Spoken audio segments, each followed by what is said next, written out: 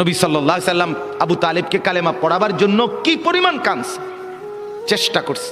শেষ মুহূর্তে বলছে, চাচা চাচা কালেমাটা পড়েন না। চাচা বলছে, না, মানুষের কাছে বেইজ্জতি হব, পড়বো না, মানুষ লজ্জা দিবে।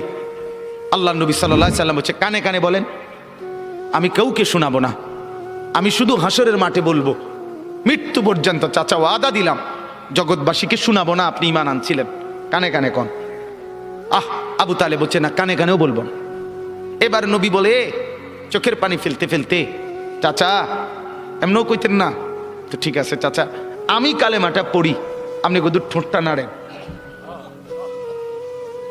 আপনি শুধু ঠোঁটটা নাড়বেন, আমি হাসরের দিন বলবো, মাওলা আমার চাচা কালেমা পড়ছিল এজন্য ঠোঁট নাড়ছে, এর সুযোগ দেন। চাচা বলছে, না না না, আমি ঠোঁটও নাড়বো না। আল্লাহ নবী তখন অঝরে কাঁদতেছিলেন আর চোখের পানি ফেলে বললেন, চাচা আপনি জাহান্নামের আগুনে জ্বলবেন, আমি সইব কেমনে?